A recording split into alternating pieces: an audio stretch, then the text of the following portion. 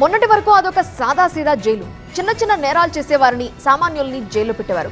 కానీ ఇప్పుడు సీన్ మారింది. విజయవాడ సబ్ జైలుకి విఐపీల తాకిడి పెరిగింది. ఒకప్పుడు రాజకీయంగా వెలిగిన వారు, అధికార యంత్రాంగాన్ని ఒక ఆట ఆడించిన వారు ఆ జైల్లో ఉంటున్నారు. ఆంధ్రప్రదేశ్లో 4 నెలల క్రితం వరకు రాజమండ్రి సెంట్రల్ జైలే బాగా ఫేమస్. కానీ ఇప్పుడు విజయవాడ సబ్ జైలు కూడా ఫేమస్ అయింది. కీలక కేసుల్లో నిందితులంతా ఈ సబ్ జైల్లోనే ఉన్నారు. వైసీపీ ప్రభుత్వంలో కృష్ణా జిల్లా రాజకీయాల్లో చక్రం తిప్పిన వల్లభనేని వంశీ 3 నెలలుగా విజయవాడ జైల్లోనే ఉన్నారు. Satyavardhan kidnap case, TDP office పై దాడి కేసులో బెయిల్ వచ్చినప్పటికీ భూ కబ్జా కేసులో జైలు జీవితం గడుపుతున్నారు వంశీ. లిక్కర్ కేసులో అరెస్ట్ అయిన ఆ 7గురు విజయవాడ కారాగారంలోనే ఉన్నారు.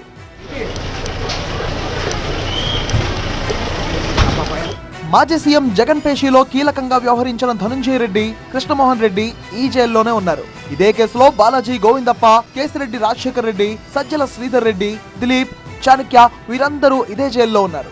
ఏపీపీఎస్సీ గ్రూప్ 1 పరీక్షా పత్రాల డిజిటల్ కరెక్షన్ కేసులో అరెస్ట్ అయిన ఐపీఎస్ అధికారి పిఎస్ఆర్ ఆంజనేయులు కూడా ఇదే జైల్లో శిక్ష అనుభవిస్తున్నారు. మరోవైపు విజయవాడ సబ్ జైలుకు వీఐపీల తాకిడి పెరగడంతో భద్రతను కట్టుదిట్టం చేశారు జైలు అధికారులు.